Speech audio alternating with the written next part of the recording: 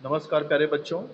आज है दिनांक 7 सितंबर वर्ष 2021 और हम लोग 10th स्टैंडर्ड में मैथ्स 1 में प्रश्न संग्रह 2.6 कर रहे थे। सेकेंड चैप्टर का वर्ग समीकरण, इसमें प्रश्न संग्रह 2.6 चल रहा था और छठवां सवाल मैं बता रहा था आप लोगों को। छठवां सवाल बता रहा था कि श्री कासम का मिट्टी के बर्तन बनाने का एक कुटीर उद्योग है। वे प्रतिदिन निश्चित संख्या में बर्तन बनाते हैं।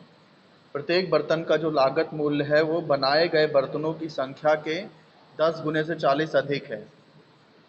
यदि एक दिन में बर्तनों का लागत मूल्य 600 हो तो प्रत्येक बर्तन का लागत मूल्य तथा एक दिन में बनाए गए बर्तनों की संख्या ज्ञात करनी है। दो चीज ज्ञात करना है, प्रत्येक बर्तन का लागत मूल्य भी ज्ञात करना है और एक दिन में बनाए गए बर्तनों की संख्या भी ज्ञात करनी है।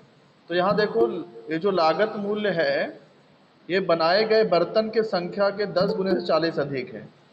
तो इसमें जो प्रतिदिन बनाए गए बर्तन की संख्या को x मान लेते हैं, तो लागत मूल्य क्या हो जाएगा, इसका 10 गुना से 40 अधिक, यानी 10x प्लस 40।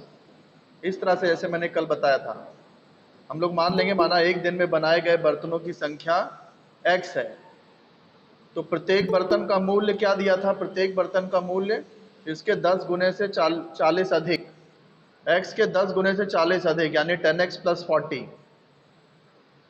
फिर सवाल में आगे दिया है कि एक दिन की कुल लागत 600 है। एक दिन का लागत मूल्य 600 है, तो एक दिन का लागत मूल्य कैसे निकालेंगे? एक दिन का लागत मूल्य 600 दिया है और लागत मूल्य कैसे निकाल सकते हैं? लागत मूल्य का एक और है कि एक दिन में बनाए गए बर्तन की संख्या गुणे एक बर्तन का लागत मूल्य। ऐसे ही करते हैं ना हम लोग, जैसे कि मान लो एक पेन की कीमत 5 रुपए है, तो ऐसे 10 पेन अगर बनाई गई तो कितना हो जाएगा टोटल कीमत?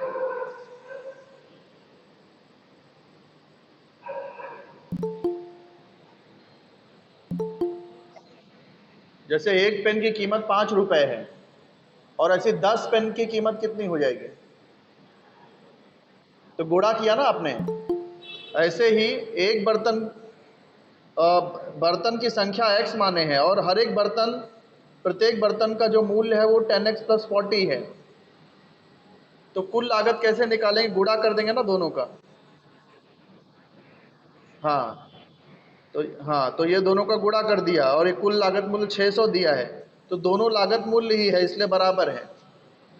अब ये गुणा करेंगे 10x स्क्वायर, इधर आके 40x, 600 लेफ्ट में ले लिया, माइनस हो जाएगा।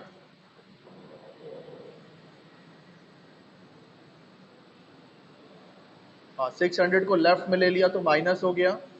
अब देखो, यहाँ हर एक नंबर 10 से कट रहा है, तो इसलिए 10 से भाग दे देंगे, तो एक्स स्क्वायर हो जाएगा, ये 4x हो जाएगा, ये 60 हो जाएगा। अब हम लोग गुणनखंड विधि से इसको सॉल्व कर सकते हैं, सूत्र विधि से भी कर सकते हैं, कोई भी एक विधि से किया जा सकता है। तो 60 का गुणनखंड कर रहा हूँ, घटाने पे 4 आना चाहिए, तो 10 छंग 60, 10 में से 6 माइनस करेंगे तो 4 आ जाएगा।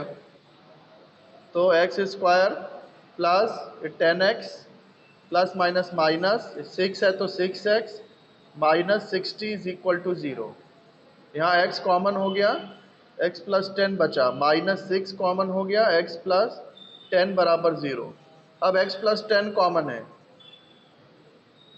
क्या बचेगा? x माइनस 6 बराबर 0। तो या तो x प्लस 10 बराबर 0 होगा या x माइनस 6 बराबर 0 होगा। इसलिए x बराबर माइनस 10 या x बराबर 6 हो जाएगा। तो क्या x माइनस 10 पॉसिबल है? जरा देख लेते हैं। x क्या था? बनाए गए बर्तन की संख्या, तो है ना, बनाए गए बर्तन की संख्या कभी माइनस में नहीं हो सकती। हाँ, तो बर्तन,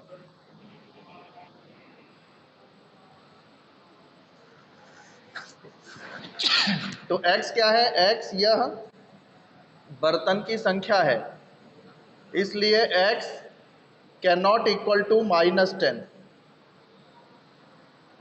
तो इसलिए x क्या आएगा? x आ जाएगा 6, यानी बर्तनों की संख्या हमने x मानी थी तो 6 हो गई। तो एक दिन में बनाए गए बर्तनों की संख्या, इसलिए एक दिन में बनाए गए बर्तनों की संख्या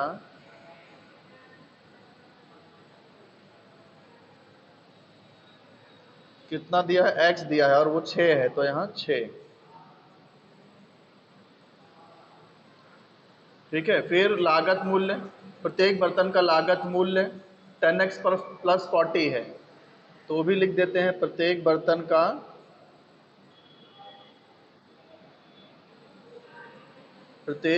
का लागत मूल्य कितना है? 10x प्लस 40 है, तो 10x अपना 6 आया है, तो x की जगह पे 6 आ जाएगा, प्लस 40, तो 10 छंग 60, 10 छंग 60, 60 और 40 100, तो 100 रुपये आ जाएगा।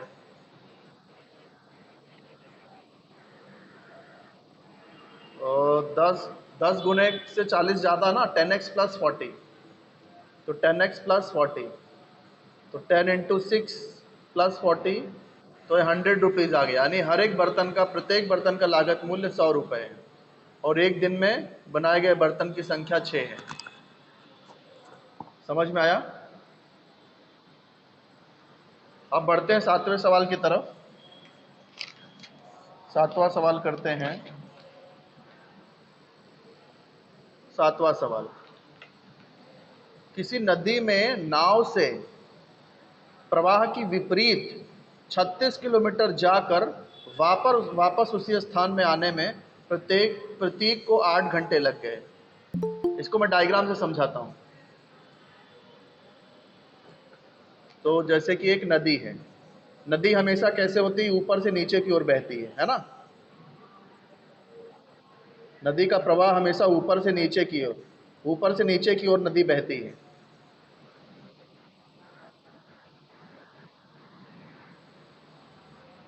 लेकिन हम लोग डायग्राम में उसको स्ट्रेट लाइन से ही दिखाते हैं।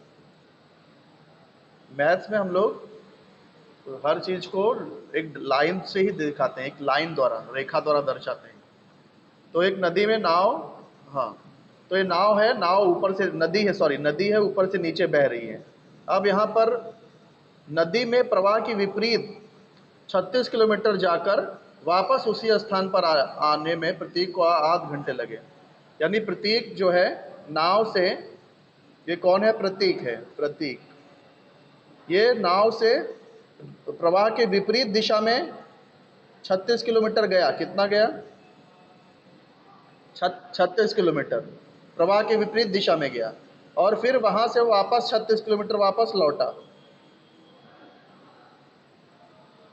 समझे?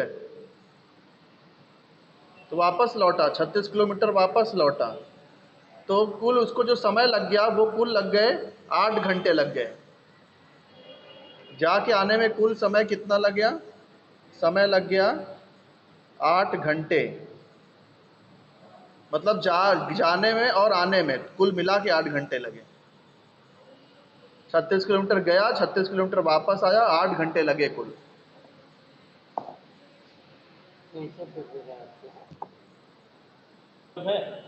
फिर वापस लौट करके आया और कुल 8 घंटे लगे। अब क्या दे रहा है कि शांत पानी में नाव का वेग 12 किलोमीटर प्रति घंटा है। नाव का वेग कितना है? नाव का वेग 12 किलोमीटर प्रति घंटा है। 12 किलोमीटर प्रति घंटा है। तो नदी के प्रवाह का वेग ज्ञात करो। ये नदी के प्रवाह का वेग ज्ञात करना है।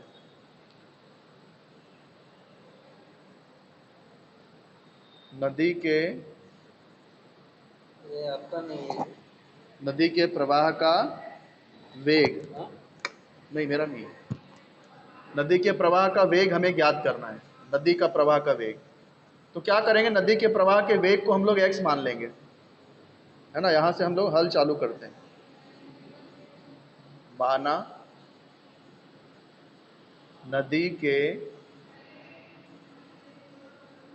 प्रवाह का वेग बराबर x, नदी के बहने का जो वेग है वो है x है।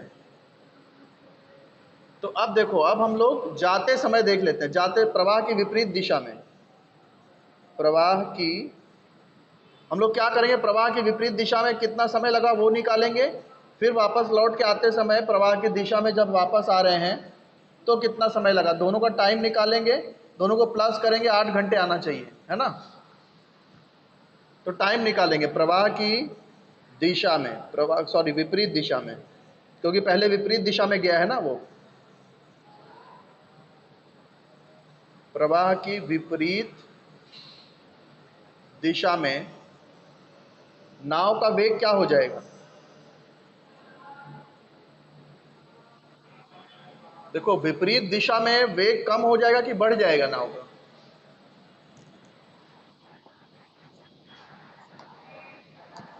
कम हो जाएगा बेटा। आप विपरीत दिशा में, आप ताकत ज्यादा लगेगी लेकिन वेग तो कम ही रहेगा ना। वेग मतलब कितनी तेजी से जा रही है वो।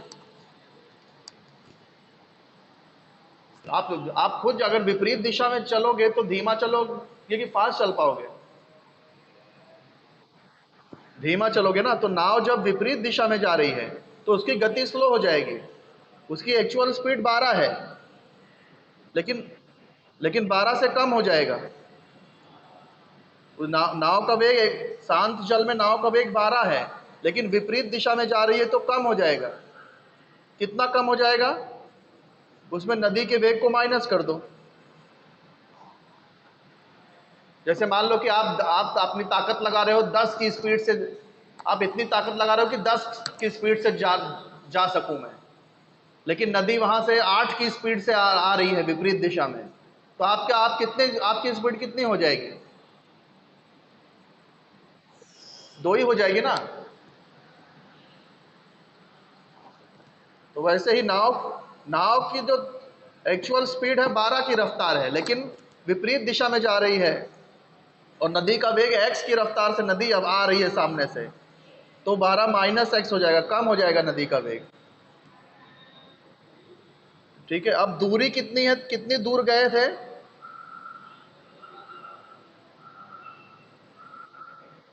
36 किलोमीटर गए थे। अब सूत्र क्या है, वेग बराबर क्या सूत्र है, वेग बराबर दूरी बटे समय, नहीं दूरी बटे समय। देखो ना, यहीं से पता चल जाता है। देखो वेग का क्या दिया है, ये सूत्र भी याद करने की जरूरत नहीं है। देखो यहाँ हमको नाव का वेग दिया 12 किलोमीटर प्रति घंटा, तो किलोमीटर यानी दूरी, घंटा यानी समय, तो दूरी बटे वेग बराबर दूरी बटे समय। समझे कि नहीं।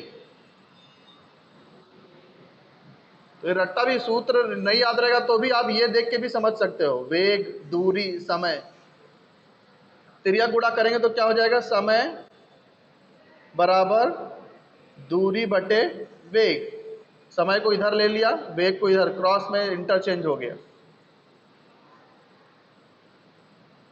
तो इसलिए अगर मैं जाने के टाइम को t1 मान लूं,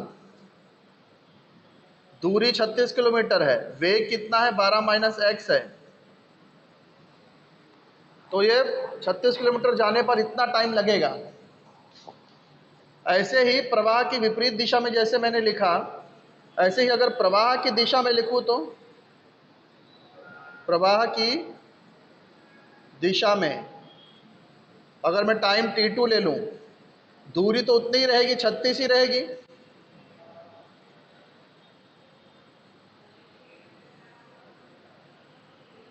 और वेग क्या हो जाएगा, प्रवाह की दिशा में वेग बढ़ेगा कि कम हो जाएगा,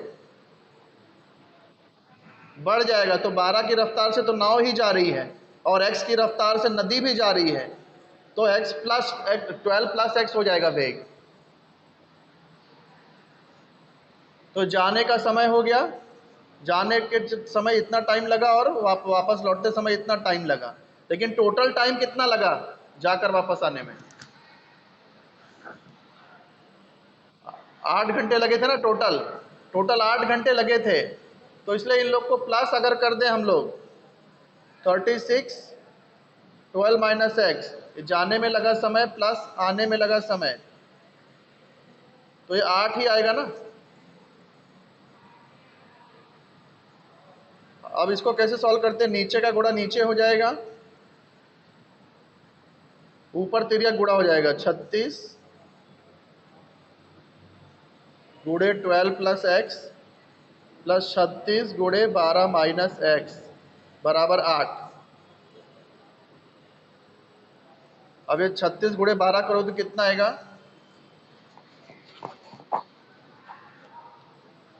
12 छंग 72 के 2 हाथ से लगा 7। 36 गुणे 12,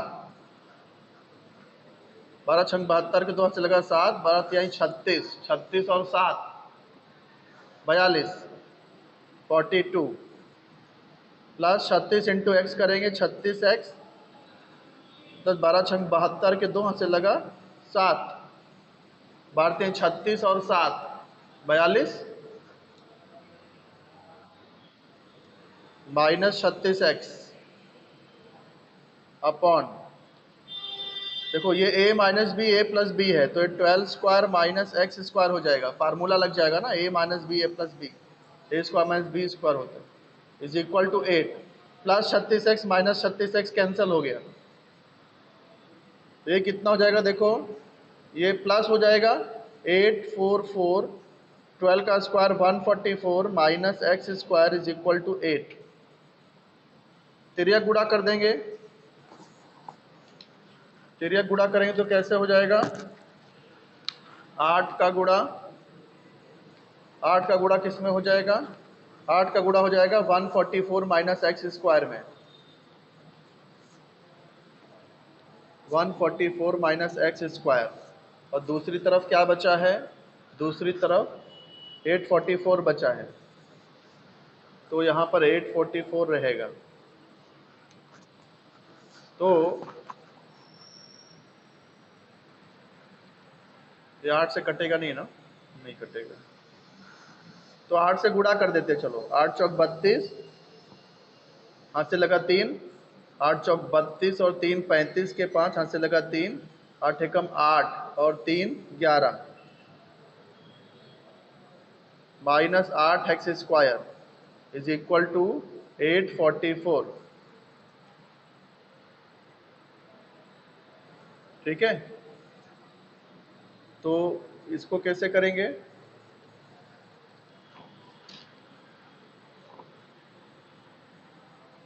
अपना सब बराबर है ना? हाँ ठीक है, ये 844 यहाँ ले लेते हैं, तो 1152 माइनस 844 माइनस 8x स्क्वायर बराबर 0 हो जाएगा। समझे कि नहीं है? आप देखो 2 में से 4 नहीं जाएगा, उधार लेना पड़ेगा। 12 में से 4 गया 8, 4 में से 4 गया 0, फिर 11 में से 8 गया तो 3 आ जाएगा।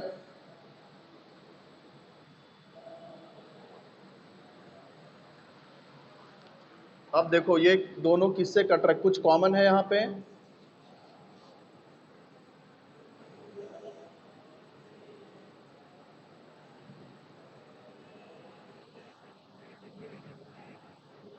Minus 8x square, 8x square.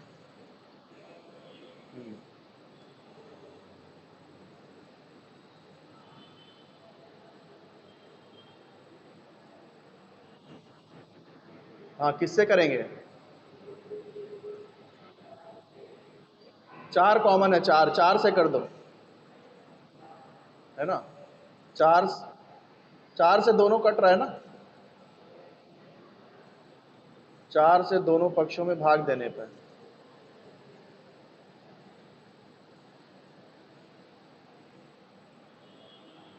तो क्या हो जाएगा? 4 सत्ते 28, 2 बचा वापस, 4 सत्ते 28, फिर इधर 4 दूनी 8, और इधर 0 में 4 से भाग देंगे 0 ही होएगा। अब 2x² वहाँ ले लो, 77 is equal to 2x²। 77 divide by 2, कहीं तो कुछ गलती हुई है बेटा, ऐसा लग रहा है मुझे, क्योंकि परफेक्ट आंसर आ नहीं रहा है। एक बार फिर से क्रॉस चेक कर लेते हैं, ठीक है, कहीं कुछ मिस्टेक ना हुआ हो।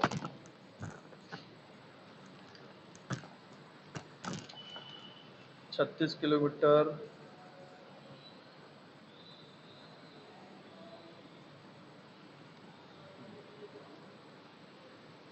प्रवाह की विपरीत दिशा में,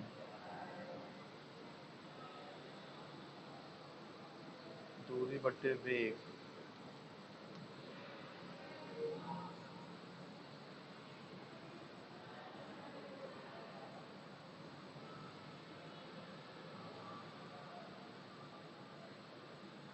गुणा वगैरह जरा एक बार चेक करिए बराबर है कि नहीं।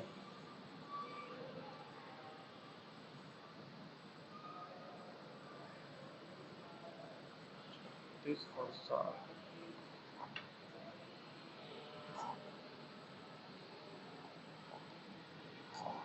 ये 43 आएगा ना इधर, परछंग 72 के 2 से लगा 7, भारतीय 36 और 7, 43 आना चाहिए यहाँ।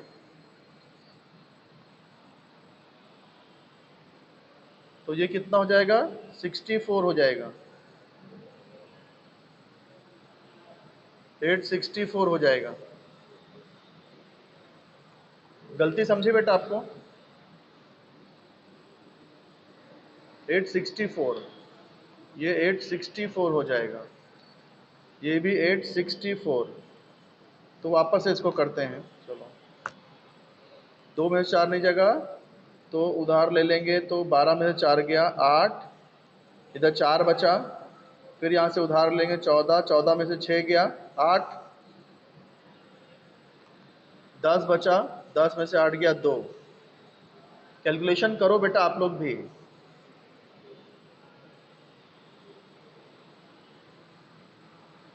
हाँ अभी 8 से कट रहा है, 8 से भाग दे दो।